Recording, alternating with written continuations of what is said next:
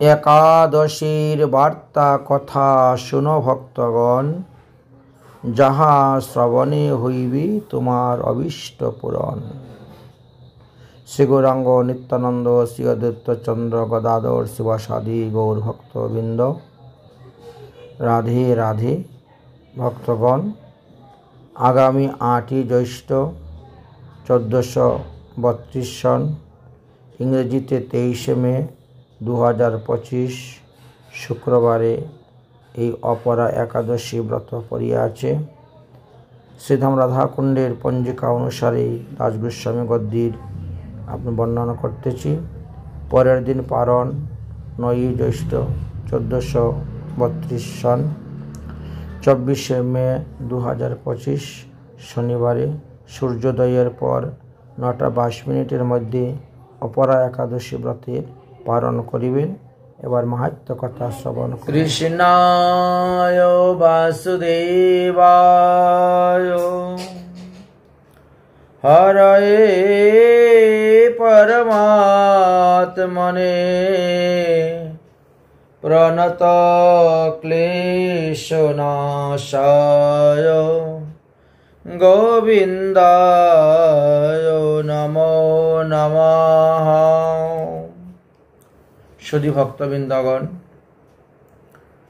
আগামী জ্যৈষ্ঠ মাসের 8 তারিখে আমাদের অপরা একাদশী ব্রত পড়েছে।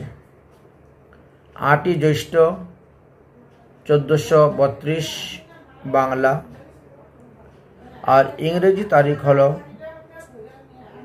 23শে মে 2025 খ্রিস্টাব্দ শুক্রবার। শ্রী অপরা একাদশী ব্রত পড়েছে। পরের দিন সূর্যোদয় হওয়ার পর সকালে অর্থাৎ দিবা 9:22 মধ্যে আমাদেরকে ব্রতের পালন করতে হইবে। আসুন এই অপরা একাদশী ব্রতের মাহাত্ম্য কথা আমরা এখন আস্বাদন করব। এই জ্যৈষ্ঠ মাসকে আমরা বৈষ্ণবীয় ভাষায় ত্রিবিক্রম মাস বলে থাকি। এই ত্রিবিক্রম মাসের কৃষ্ণপক্ষে যে অপরা একাদশী ব্রত, এই ব্রতের মাহাত্ম্য কথা শ্রবণ করার জন্য কোনো এক সময় ধর্মরাজ যুধিষ্ঠির ভগবান শ্রীকৃষ্ণকে জিজ্ঞাসা করেছিলেন। শ্রীকৃষ্ণ যুধিষ্ঠির সংবাদের মধ্যে এই ব্রতের মাহাত্ম্য কথা আলোচনা করা আছে। ভগবান শ্রীকৃষ্ণচন্দ্র বলেছিলেন যে, হে যুধিষ্ঠির মহারাজ, এই যে অপরা একাদশী ব্রত, ইহা বহু পুণ্য প্রদায়িনী ব্রত, মহাপাতক নাশিনী ব্রত এবং পুত্রাদি লাভকারিণী এই একাদশী ব্রত। একে অপরা নামে খ্যাত। এই ব্রত পালনকারী ব্যক্তি জগতে প্রসিদ্ধ লাভ করিয়া থাকেন এবং সিদ্ধিলাভও তিনি করে থাকেন। এত ভিন্ন, যদি কেউ ব্রহ্মহত্যা, গোহত্যা, ভ্রূণ হত্যা, গর্ভপাত ইত্যাদি বা পরনিন্দুক বা পরস্ত্রী গমন, এই সমস্ত পাপী যারা, তারাও এই ব্রত আচরণের দ্বারা, এই ব্রত পালনের দ্বারা সমস্ত পাপ হইতে মুক্তি লাভ করিতে পারবেন। তাছাড়াও বর্ণাশ্রম ধর্মত্যাগী যারা আছেন, মনে করেন ক্ষত্রিয়ের স্বধর্ম হলো যুদ্ধ করা, তো ক্ষত্রিয় যদি তার স্বধর্ম ত্যাগ করে অথবা যুদ্ধক্ষেত্র হইতে পলায়ন করে, তবে তাকে ঘোর নরকে পতিত হইতে হয়। একথা আলোচনা করা আছে শাস্ত্রে। কিন্তু ওই ব্যক্তি যদি এই অপরা একাদশী ব্রত করেন, তাহলে সর্বপাপ হইতে মুক্ত হয়ে তিনি স্বর্গে গমন করিবেন। যাহারা দীক্ষাগুরু বা শিক্ষাগুরুর নিন্দা করতেছেন, যারা বৈষ্ণব নিন্দা করেন, যারা সাধু নিন্দা করেন, যারা দেবতাদের নিন্দা করেন, তারাও যদি এই ব্রত করেন, তাহলে তিনিও সমস্ত পাপ হইতে মুক্ত হয়ে সদ্গতি লাভ করিতে পারিবেন। তাছাড়াও এই ব্রতের আরো বিশেষ মাহাত্ম্যের কথাও আলোচনা করে গিয়েছেন ভগবান শ্রীকৃষ্ণ।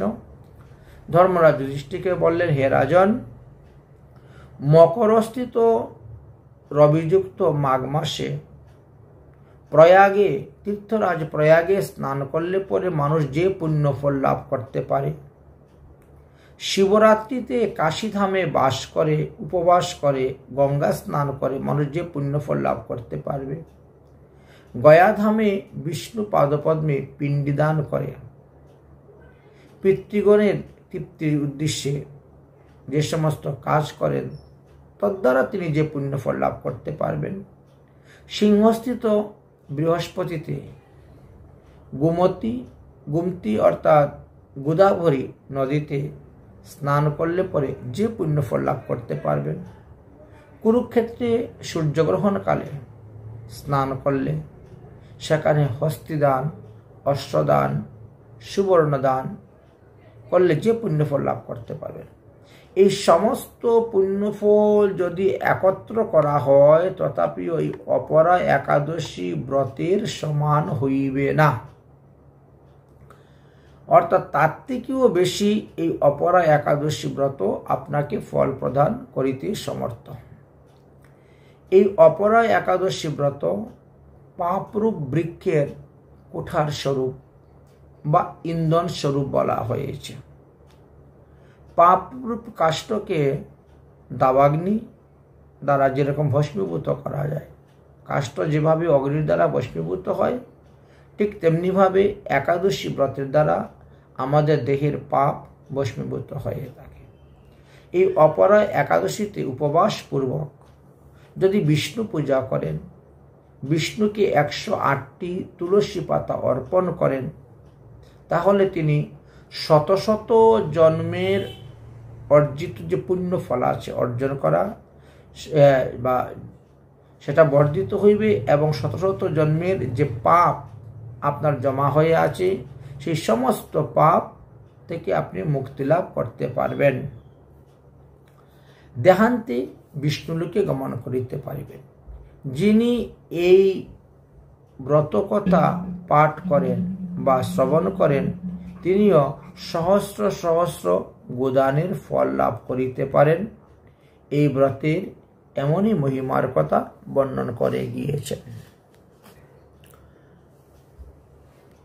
উপাবৃত্তিস্য পাপিভ্যো ইয়স্তো বাসো গণেশঃ উপবাসো সবিজ্ঞেয় সর্বভোগ বিবর্জিতঃ।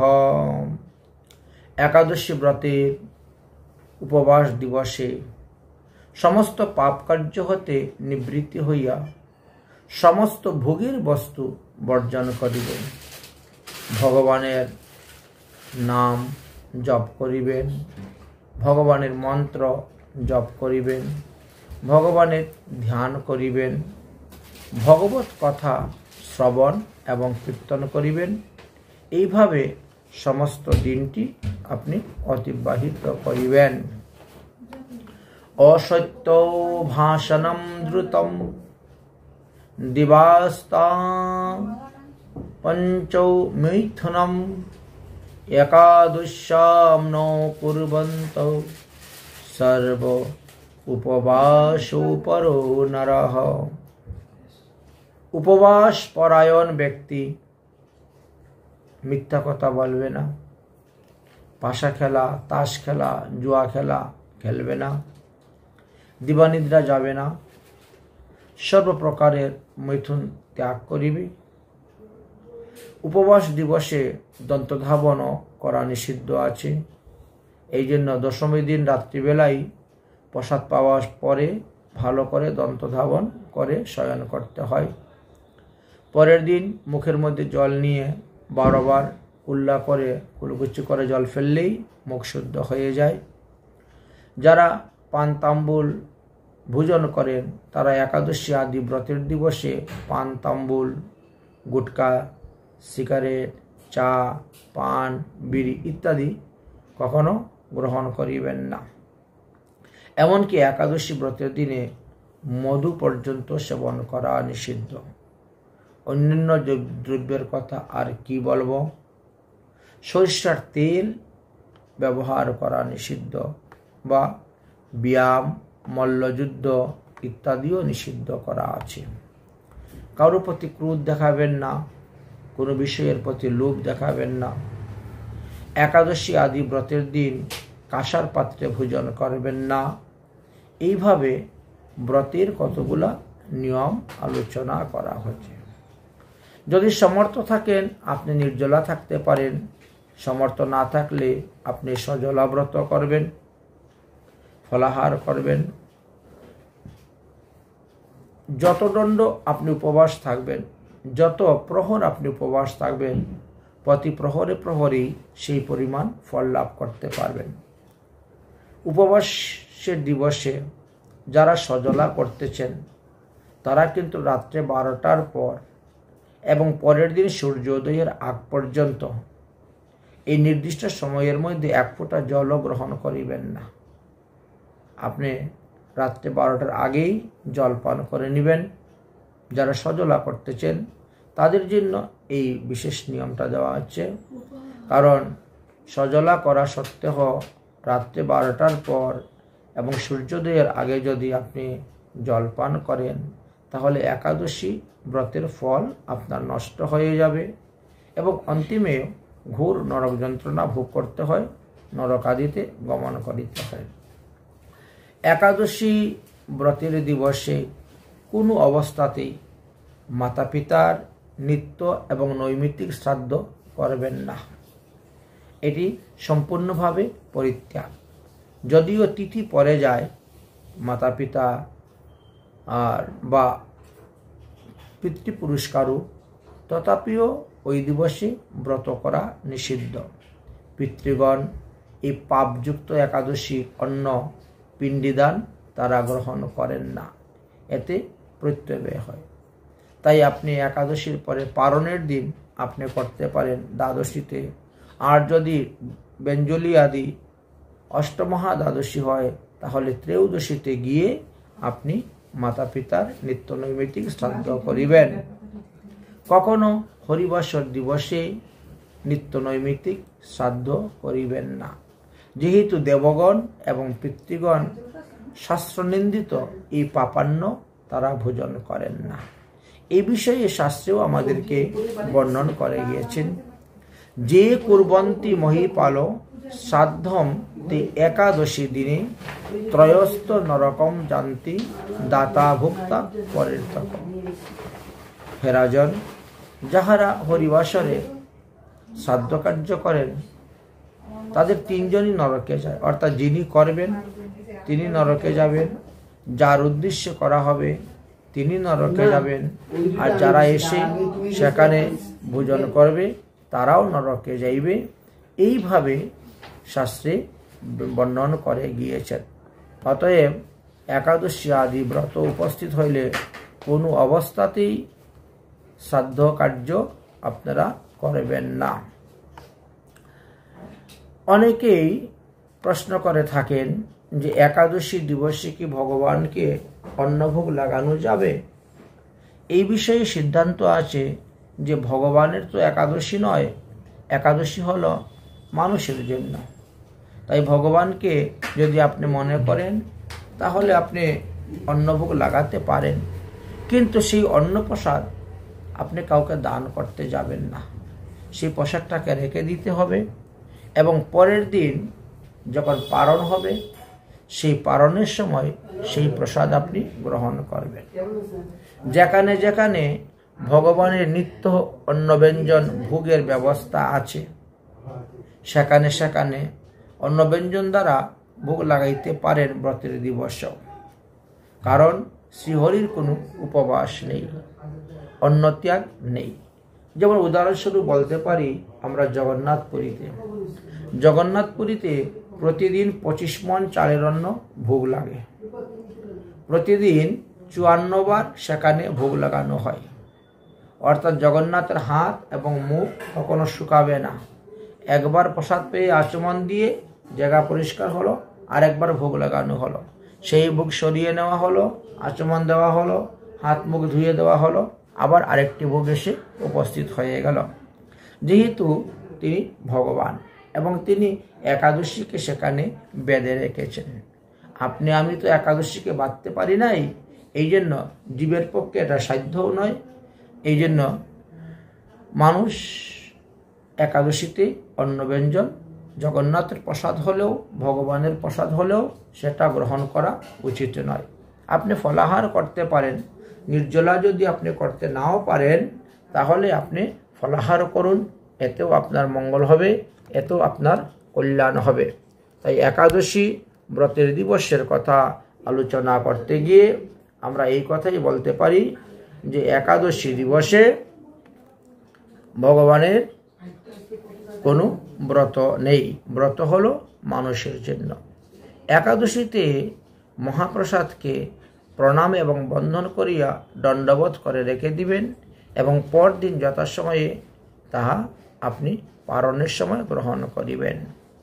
এই বিষয়েও হরিভক্তি বিলাস বা আমাদের প্রবাসখণ্ড নামে একখানা গ্রন্থ আছে, সেখানে দ্বারকা মাহাত্ম্যতে আলোচনা করা আছে যে পাকান্নং যে কুর্বন্তি হবিষ্যান্নং সমুদ্ভবম পুণ্যম সর্ব পুরাণান্নং তি লভ্যতি দিনে দিনে।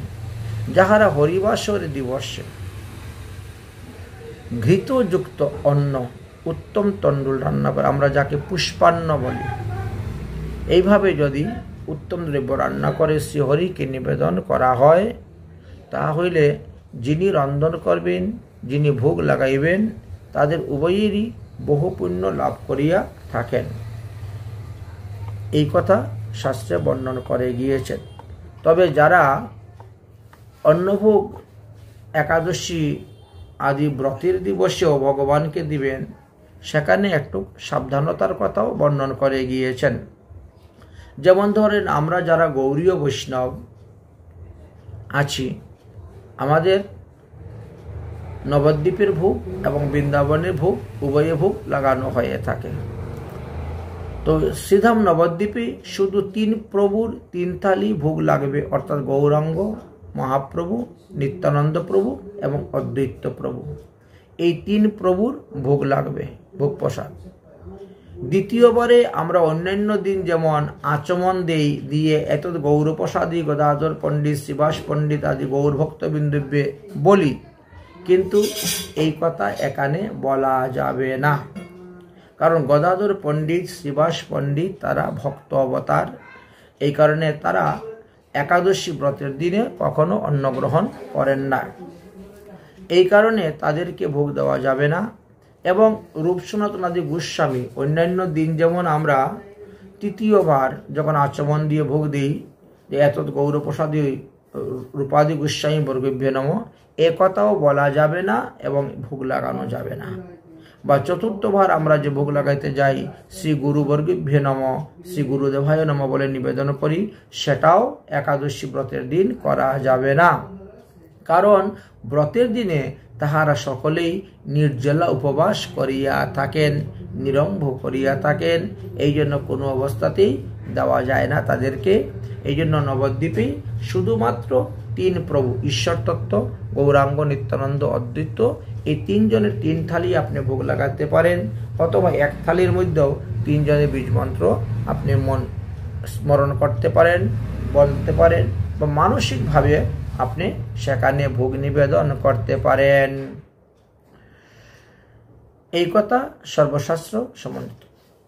আরেকটি কথা বলতে চাই, শ্রীধাম বৃন্দাবন লীলাতে যদি আপনি প্রবেশ করুন তাহলে শ্রীকৃষ্ণের ভোগ আপনি লাগাবেন।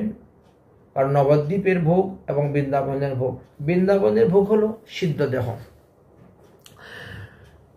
বৃন্দাবন লীলাতে শ্রীকৃষ্ণের ভোগ লাগানোর পর ভগবান শ্রীকৃষ্ণের প্রসাদী দ্রব্য রাধারানীকে আপনি নিবেদন করতে পারবেন, বা ললিতাদি সখীগণকেও আপনি নিবেদন করতে পারবেন, এতে কোনো দোষ নাই। তৃতীয়বারে রূপাদি মঞ্জুরিগণকেও আপনি সেই ভোগ নিবেদন করতে পারেন, এবং চতুর্থবার শ্রী গুরু মঞ্জুরি বর্গদেরকেও, গুরুদেবীকেও নিবেদন করা যায়। ভক্ত নিজেই তাহা কখনো গ্রহণ করবে না, কিন্তু এদের নামে ভোগ নিবেদন করা যায়, কারণ সিদ্ধ দেহে একাদশী ব্রত নাই। এই মহাপ্রসাদকে প্রণাম করে বন্ধন করে আপনি রেখে দিবেন ভগবান শ্রীকৃষ্ণের শ্রীপ্রসাদী দ্রব্য। একে অবজ্ঞা করার দরকার নেই, অবজ্ঞা করবেন না, দণ্ডবোধ প্রণাম করে রাখবেন, কারণ যাহার প্রসাদ তাহাকে সন্তুষ্ট করিবার জন্য এই ব্রত পালন করা হচ্ছে। অতএব তিনার সন্তুষ্টির জন্য আমরা এই ব্রত করতেছি, এই জন্য এটা প্রসাদ খাওয়া উচিত নয়। উদাহরণস্বরূপ বলা যায় যে কলিযুগ পাবন অবতার শ্রী শ্রী গৌরাঙ্গ মহাপ্রভু সন্ন্যাস গ্রহণ করার পর যখন তিনি জগন্নাথ পুরীতে গিয়েছিলেন এবং গম্ভীরা মঠে দীর্ঘ 12 বৎসর অবস্থান করেছিলেন, সেই সময় মহাপ্রভু প্রত্যেকটি একাদশী ব্রত নির্জলা করিতেন, রাত্রি জাগরণ করিতেন, পুরাণ পাঠ আদি করিতেন। মহাপ্রভুর সঙ্গে স্বরূপ দামোদর, রায় রামানন্দ, বক্রেশ্বর পণ্ডিত এবং অন্যান্য ক্ষেত্রবাসী বৈষ্ণবগণ সকলেই থাকতেন।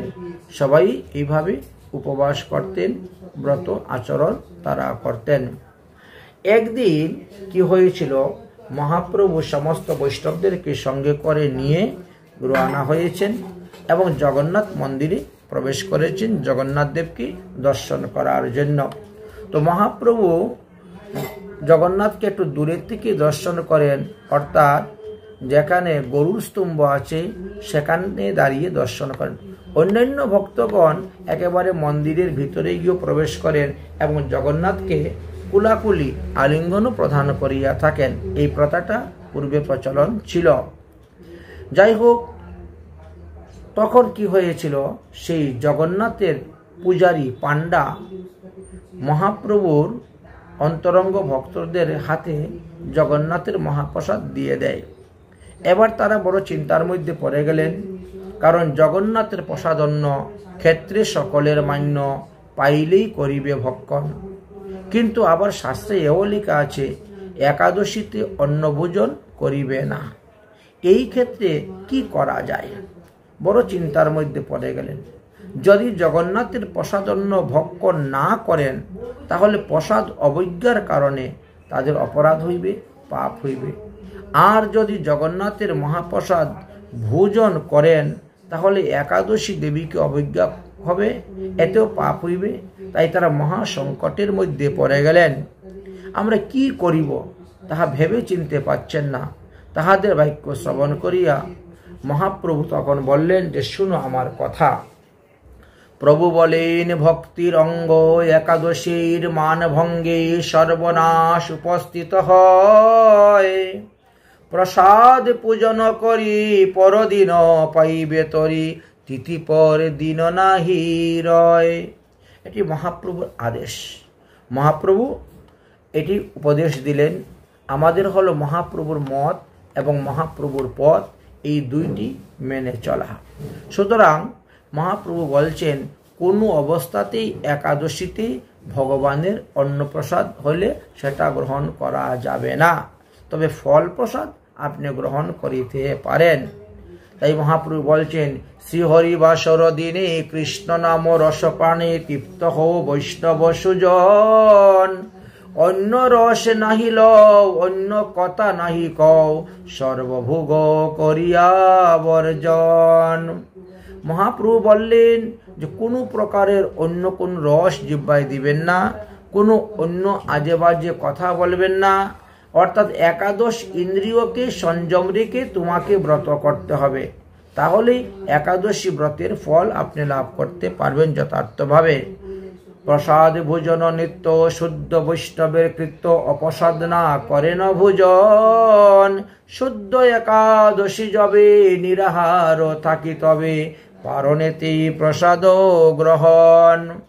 তাই মহাপ্রভু বললেন, যারা বৈষ্ণব তারা কখনো অপ্রসাদ গ্রহণ করেন না, সর্বদা প্রসাদ গ্রহণই করিয়া থাকেন। কিন্তু শুদ্ধ একাদশী যখন পড়বে তখন চেষ্টা করবেন নিরাহার থাকার জন্য। যদি না পারেন তাহলে সজলা অর্থাৎ ফলাহার করবেন, কিন্তু কোনো অবস্থাতেই পঞ্চ রবিশস্যের অন্তর্ভুক্ত যে দ্রব্য আছে সেইগুলা গ্রহণ করবেন না। যতক্ষণ দেহের মধ্যে প্রাণ আছে ততক্ষণ আপনি একাদশী ব্রত করে যাবেন। হে বৈষ্ণবগণ, একাদশী হলেন ভক্তির অঙ্গ। 64 প্রকার ভক্তির অঙ্গ হলেন এই একাদশী মহারানী এক, আর ইহাই সদাচার। একাদশী ব্রত পালন করাকেই সদাচার বলা হয়। যারা একাদশী ব্রত পালন করে না তাদেরকে অনাচারী বলা হয়ে থাকে, তাদেরকে সদাচারী বৈষ্ণব বলা হয় না। এই রূপে মহাপ্রভু আদেশ করেছেন এবং মহাপ্রভু বললেন যে প্রসাদকে যদি দণ্ডবত প্রণাম করে রেখে দেওয়া হয় তাহলে প্রসাদের অবজ্ঞা করা হয় না, প্রসাদের অমর্যাদা করা হয় না। আবার হরিবর্ষর ব্রত আপনার রক্ষা হয়ে গেল, ভক্তি দেবীরও মান রক্ষা হয়ে গেল, একাদশী ব্রতেরও মান রক্ষা হইল। ইহাতে আপনার কি লাভ হইবে?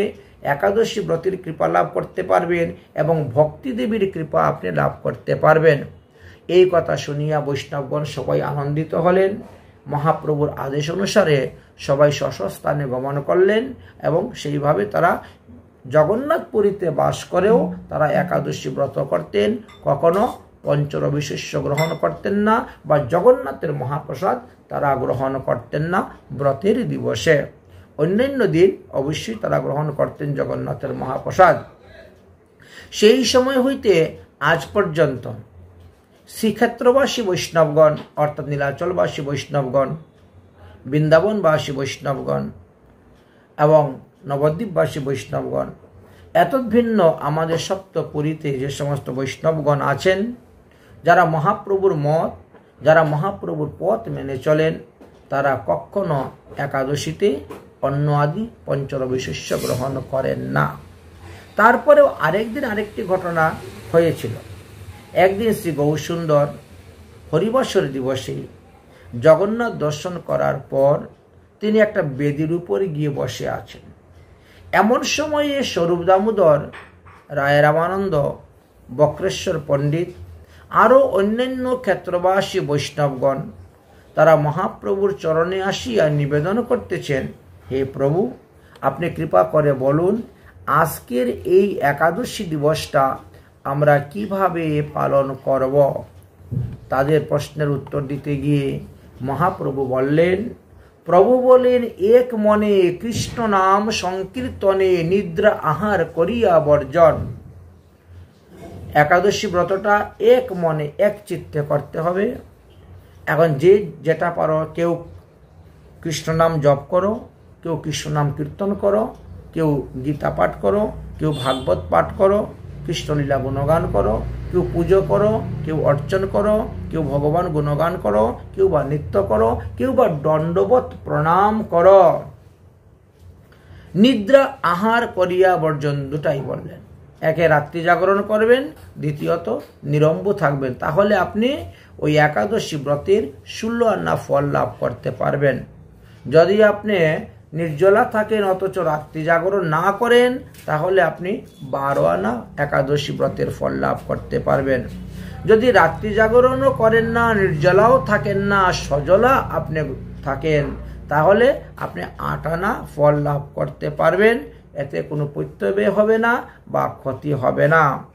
তাই মহাপ্রভু বললেন, কেহ করো সংখ্যা নাম, কেহ করো দণ্ডবত প্রণাম, আর কেহ বলো শ্রীকৃষ্ণ কথন, ভগবানের লীলা কথা কীর্তন করো। এই কথাটা শেষ হয় নাই এমন সময়ে গোপীনাথ এসে উপস্থিত হয়েছেন। হেন কালে গোপীনাথ পরিচা সর্বভৌম সাত, গুন্ডিচা হইতে মহাপ্রসাদ লইয়া আইলা। গুন্ডিচা মন্দির থেকে প্রসাদ নিয়ে এসে উপস্থিত হয়েছেন গোপীনাথ। তিনার সঙ্গে সার্বভৌম ছিলেন এবং সার্বভৌমের সঙ্গে তিনার পড়ুয়া শিষ্যগণ ছিল। প্রসাদ তো এনেছেন। এবার মহাপ্রভু বলেন যে কি প্রসাদ এনেছ? ফলমূল প্রসাদ এনেছ না অন্ন ব্যঞ্জন প্রসাদ এনেছ? তখন তারা মহাপ্রভুর সামনে সমস্ত পাত্রগুলা খুলে ধরলেন। দেখা গেল সেখানে কি ছিল? অন্ন ব্যঞ্জন পিঠাপানা পরমান্ন দধি ছানা মহাপ্রভুর অগ্রেতে ধরিলা। অগ্রেতে যখন ধরলেন, মহাপ্রভু বললেন যে না, এগুলা কিচ্ছু গ্রহণ করা যাবে না, দণ্ডবত প্রণাম করে রেখে দাও। কেউ কেউ বলছেন যে একাদশী দিনে তো দুগ্ধ তো পাওয়া যায়, একাদশী দিনে দই খাওয়া যায়, একাদশী দিনে ছানা পনির পাওয়া যায়, তাহলে তো কি? বলে না, ওটা যে অন্যের সঙ্গে স্পর্শ হয়ে গেছে, অন্যের সঙ্গে যে একসঙ্গে ভোগ লেগেছে, অন্যের সঙ্গে একই সঙ্গে ভোগ লেগেছে, এই জন্য এখানে তোমার দধি ছানা দুগ্ধ এগুলি গ্রহণযোগ্য নয়, গ্রহণ করা যাবে না। অন্যান্য দিন গ্রহণ করতে পারো, কিন্তু ব্রতের দিন হবে না। আর ব্রতের দিন যদি গ্রহণ করতে হয়, তাহলে তোমাকে শুদ্ধ সদাচারভাবে তোমার নিজের ঘরে দুধ গরম করে তুমি পাও, বা আগের দিন দই বসাও, সেই দই তুমি পেতে পারো, বা লেবুর রস দিয়ে আপনি দুধকে ফাটিয়ে আপনি পনির ছানা বানিয়ে আপনি ভগবানকে দিয়ে সেটা পেতে পারেন। প্রভুর আজ্ঞায় সবে দণ্ডবত করি তবে মহাপ্রসাদ বন্ধন করিলা। তাহলে দেখা গেল সবাই তখন মহাপ্রভুর আদেশ শুনলেন এবং তারা দণ্ডবত প্রণাম করে প্রসাদটিকে বন্ধন করলেন। বন্ধন করে তারা প্রত্যেকে নিজ নিজ নিত্য নৈমিত্তিকভাবে যেভাবে তারা কর্ম করেন, ধর্ম করেন, সেইভাবেই তারা কর্ম এবং ধর্ম লিপ্ত হয়ে গেলেন, কাজে লেগে গেলেন। পরের দিন এই মহাপ্রসাদ দিয়ে তারা পালন করলেন। কৃত্বাশ্চৈব পারণন্তম য অস্নিতম দ্বাদশী দিনে নৈবেদম তুলসী মিশ্রিতম পাপম কোটি বিনাশনম। বলছেন যিনি দ্বাদশীতে পালন করতে যাবেন, একাদশীতে উপবাস করা হলো, আমাদেরকেও দ্বাদশী সংযুক্ত একাদশী ব্রত পালন করা হয় এবং দ্বাদশীর মধ্যেই পালন করা হয়, কারণ দশমী সংযুক্ত একাদশী ব্রত করা নিষেধ। তাই একাদশী সংযুক্ত দ্বাদশীতে ব্রত করে দ্বাদশীর মধ্যেই পালন করা হয়। বললেন পালনের সময় আপনি তুলসী পাতা সহিত নৈবেদ্য হাতে নিয়ে আপনি মন্ত্র বলে পালন করবেন, তা হইলে আপনার কোটি কোটি পাপ বিনষ্ট হইবে। এই জন্য যদিও দ্বাদশীতে চিরাভোগ প্রসিদ্ধ, ভগবানকে যদি দ্বাদশীতে চিরাভোগ দেওয়া হয় এবং সেই চিরপ্রসাদ পাওয়া যায়, তাহলে অতি শীঘ্রই অতি তাড়াতাড়ি ভগবত পাদপদ্ম লাভ করা যায়। ভগবত চরণে অচলা ভক্তি উদয় হয়। প্রেম ভক্তি লাভ করার একটি উত্তম উপায় হলো প্রত্যেক দ্বাদশীতে চিরাভোগ দেওয়া ভগবানের। আপনি চিরাভোগ দেন, অন্নভোগ দেন, খিচুড়ি ভোগ দেন, যাই ভোগ দিবেন, যেটা তুলসী পাতা মিশ্রিত আপনি নিয়ে আপনি সেবন করবেন, আপনার এতে কোটি কোটি পাপ রাশি থেকে মুক্তি লাভ করতে পারবে। এমনকি ভগবানের চরণামৃত পান করলেও পারণ হয়ে যায়। শ্রীমদ্ ভাগবত মহাপুরাণে অম্বরীশ মহারাজের চরিত্রেতে এই বিষয়ে বর্ণন করা আছে। তাই একাদশীতে উপবাস করিয়া দ্বাদশীতে পালন করিবেন, কখনো ত্রয়োদশীতে পালন করবেন না। ত্রয়োদশীতে কখন পালন করা হয়? যখন আমরা ব্যঞ্জলি আদি অষ্টমহা দ্বাদশীর মধ্যে কোনো একটি পালন করি, কারণ ব্যঞ্জলি আদি অষ্টমহা দ্বাদশীর ক্ষেত্রে বলা হয়েছে ত্রয়োদশীতে আপনি পালন করিবেন। আর যদি শুদ্ধ একাদশী ব্রত করেন কিংবা একাদশী সংযুক্ত দ্বাদশীতে ব্রত থাকেন, তাহলে দ্বাদশীর মধ্যেই পালন করিতে হইবে। দ্বাদশী লঙ্ঘন করলে হইবে না, ত্রয়োদশীতে গিয়ে পালন করলে হইবে না। ইহাতে আপনার প্রত্যয় হবে এবং 12 মাসের আপনি যতগুলো একাদশী ব্রত করেছেন, এই 24টা একাদশী ব্রতের ফল আপনার নষ্ট হয়ে যাবে। এই জন্যই অম্বরীশ মহারাজ বড় চিন্তার মধ্যে পড়ে গেছিলেন। দুর্বাসা ঋষিকে নিমন্ত্রণ দিয়েছেন এবং তিনি স্নান করতে গিয়ে ফিরে আসতেছেন না। এদিকে পালনের টাইম চলে যাচ্ছে, এবার আমি কি করতে পারি, আপনারা আমাকে কৃপা করে বলুন। তখন পণ্ডিতগণ সর্বশাস্ত্র বিচার করে তারা বললেন যে পারণ অন্নি সম্প্রাপ্তে দ্বাদশ্যম যু ব্যতিক্রমে ত্রয়োদশ্যান্ত ভুঞ্জয়ম শতজন্মানি নারকী। হে রাজন, পারণের দিন উপস্থিত হইলে পারণের একটা নির্দিষ্ট সময় পঞ্জিকার মধ্যে দেওয়া থাকে, সেই সময়ের মধ্যেই আপনাকে পালন করতে হইবে। যে ব্যক্তি দ্বাদশী লঙ্ঘন করিয়া ত্রয়োদশীতে গিয়ে পালন করিবে তার 100 বৎসর নরকভোগ করতে হয়, এবং 1 বৎসরে যতগুলো একাদশী ব্রত করেছে সমস্ত একাদশী ব্রতের ফল তাহার নষ্ট হইয়া যায়। এই জন্য আপনাকে লক্ষ্য রাখতে হবে যে ব্রতের দিবসের পালনের সময়টা যেন কোনো প্রকারের হেরফের না হয়, যথা সময়ের মধ্যেই পালন করিতে হইবে। দশমা একাদশী বিদ্যা পরতো দ্বাদশী না চেত দ্বাদশী তো তয়োপস্বাদ ত্রয়োদশ্বান্ত পারণম। একাদশী ব্রত যদি দশমী বিদ্যা হয় তাহলে কখনো করবেন না, আপনি দ্বাদশীতে উপবাস করিবেন, এবং পালনের দিন যদি দ্বাদশী নাও থাকে তাহলেও আপনি ত্রয়োদশীতে পালন করতে পারবেন, তথাপিও দশমী সংযুক্ত একাদশী ব্রত কখনো করবেন না। এই দশমী সংযুক্ত একাদশী ব্রত করেছিলেন মান্দাতা, এই জন্য অকালে তার পুত্র মারা গিয়েছিল। দশমী সংযুক্ত একাদশী ব্রত করেছিলেন গান্ধারী, এই জন্য তার শতপুত্র মারা গিয়েছিল। দশমী সংযুক্ত একাদশী করেছিলেন সীতা দেবী, এই জন্য রাম এবং সীতার মধ্যে বিচ্ছেদ হয়েছিল এবং সীতার বনবাস হইয়াছিল। অতএব শুদ্ধ একাদশী ব্রত করুন, অথবা একাদশী সংযুক্ত দ্বাদশীতে আপনি ব্রত করবেন। দশমী দিবসে একবার অন্নগ্রহণ করার বিধানের কথাও শাস্ত্রে বর্ণন করে গিয়েছেন। রাত্রিবেলা হালকা কিছু গ্রহণ করবেন, এমন কিছু দ্রব্য খাবেন না যে সমস্ত দ্রব্য 3-4 ঘন্টার মধ্যে পচে না, পেটের মধ্যেই থেকে যায়। সেই রকমভাবে গুরুপাক দ্রব্য দশমী দিবসে রাত্রি ভোজন করা নিষিদ্ধ আছে। এই জন্য ছোলা, মটর, বাদাম ইত্যাদি দশমী দিন রাত্রে ভোজন করা নিষিদ্ধ, কারণ এই সমস্ত হজম হইতে সময় লাগে। আপনি যদি রাত্রে 12টার সময় প্রসাদ পান তাহলে 4 ঘন্টার মধ্যে 5 ঘন্টার মধ্যে এগুলি হজম হবে না, যার কারণে আপনার পেটের মধ্যে অন্নদানা থেকেই যাচ্ছে। এই জন্য বললেন যে দশমী দিবসে হবিষান্ন দুপুরবেলা একবার গ্রহণ করবেন, রাত্রে কিচ্ছু খাবেন না। যারা মৎস্যাদি গ্রহণ করেন তাদের ক্ষেত্রে বিশেষ কঠোর নিয়ম দিয়েছেন যে দশমী দিবসে মধ্যাহ্নকালে হবিষান্ন একবার গ্রহণ করবেন, রাত্রে কিচ্ছু ভোজন করবেন না, একাদশী দিনে নির্জলা থাকবেন, এবং দ্বাদশী দিবসেও পালনের দিন একবেলায় মাত্র ভোজনের বিধান দেওয়া আছে।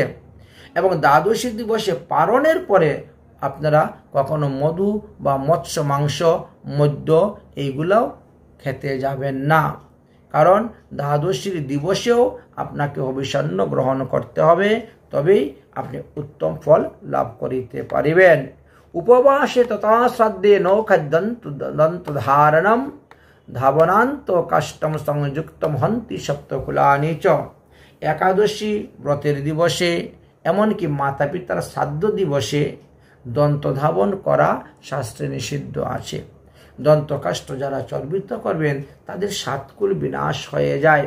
এই জন্য শাস্ত্র সিদ্ধান্তকে বজায় রেখে শাস্ত্র সিদ্ধান্ত অনুসারে যদি আপনি চলেন তাহলেই আপনার কল্যাণ, আর শাস্ত্রের বিরুদ্ধে যখন আপনি চলবেন তখন আপনার অকল্যাণ সর্বদা হইবে। আমাদের অনেক সময় দেখা যায় কোনো কোনো পঞ্জিকায় আজকে বলে একাদশী, কোনো কোনো পঞ্জিকায় কালকে বলছে একাদশী।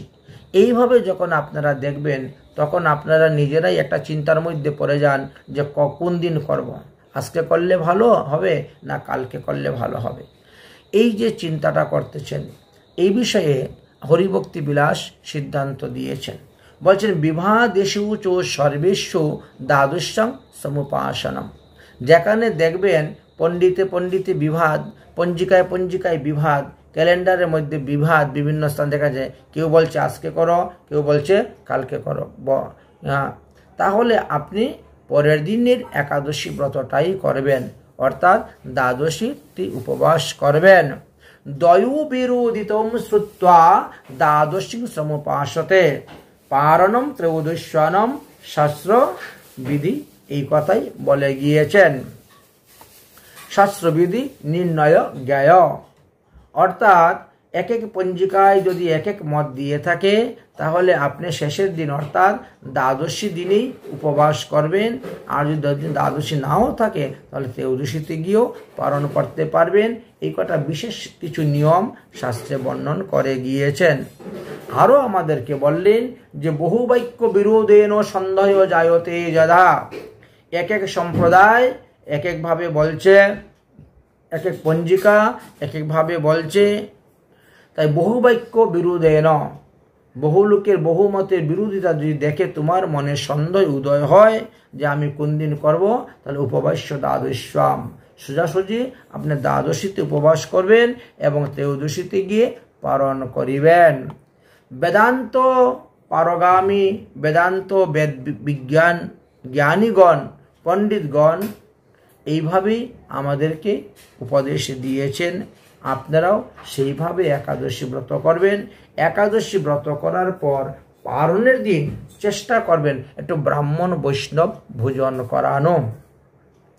দ্বাদশী ব্রতের দিবসে যদি ব্রাহ্মণ বৈষ্ণব ভোজন করানো হয় আর তারপরে যদি আপনি পালন করেন তাহলে সহস্র গুণ বেশি ফল লাভ করা যায় এই একাদশী ব্রতের দ্বারা। তাই একাদশী ব্রতের পালনের বিশেষ মহিমার কথা বর্ণন করে গিয়েছেন। পালনের দিবসে সাধুগুরু বৈষ্ণব সেবার দ্বারা একাদশী ব্রতের ফল কোটি গুণ বেশি হইয়া থাকে। আপনারা যারা একাদশী ব্রত করতেছেন তারা একাদশী ব্রতের পালনের সময়ে জগন্নাথের মহাপ্রসাদ অথবা আপনার ঘরে ভোগ লাগানো যে প্রসাদ সেই প্রসাদ হাতে নেবেন। হাতে নিয়ে আপনি একটি মন্ত্র বলবেন। কি মন্ত্র বলবেন? অজ্ঞানং তিমিরান্ধস্য ব্রতেনানেনা কেশব প্রসিদোসন্মুখনাথ শুদ্ধং ভক্তি প্রদীয়তাম তব প্রসাদ স্বীকারাৎ কৃত্যং ইয়ৎ পারণং ময়া ব্রতেন অনেন সন্তুষ্ট স্বস্তি ভক্তি প্রয়শ্চতু মে। এইভাবে বলে আপনি পালন করবেন। অথবা অনেকে অনেকভাবে প্রসাদের বন্ধনা করে থাকেন, আমরা শুনি। কেউ কেউ বলেন যে মহাপ্রসাদে গোবিন্দে নামো ব্রহ্মণি বৈষ্ণবে স্বল্পবৎ পুণ্যং রাজং বিশ্বাস নৈব জায়তে। স্বল্প পুণ্যবতাং রাজন বিশ্বাস নৈব জায়তে। এইটু কথা বলেও আপনি পারণকে প্রসাদকে প্রণাম করতে পারেন। এটা প্রসাদের মহিমার কথা আলোচনা করা আছে। তাছাড়াও আমরা আরও শুনতে পাই অনেকেই প্রসাদের বন্দনা করতে গিয়ে বলেন শরীর বিদ্যা জাল জনেন্দ্রিয় তাহে কালো জীবে ফেলে বিষম সাগরে তারও মধ্যে জিহ্বা অতি লোভময় সুদূরমতি তারে তেজা কঠিন সংসারে কৃষ্ণ বড় দয়াময় করিভারে জিহ্বার জয় সপসাদ অন্ন দিলেন ভাই সেই অন্নামৃত পাও রাধাকৃষ্ণের গুণ গাও প্রেমে ডাকো চৈতন্য নিতাই। এইভাবে বলে প্রসাদকে প্রণাম করে, প্রসাদের বন্দনা করে, প্রসাদের স্তুতি করে প্রসাদ গ্রহণ করা হয়। ভগবানের প্রসাদ যদি এইভাবে আপনি গ্রহণ করেন তাহলে 1000 ব্রতের ফল আপনি অনায়াসে লাভ করতে পারবেন। তাই আগামীতে আমাদের যে অপরা একাদশী ব্রত আসতেছে জ্যৈষ্ঠ মাসের 8 তারিখ, 8ই জ্যৈষ্ঠ 1432 বঙ্গাব্দ, 23শে মে 2025 খ্রিস্টাব্দ শুক্রবারে এই অপরা একাদশী ব্রত পড়েছে। আপনারা সেই একাদশী ব্রত করবেন।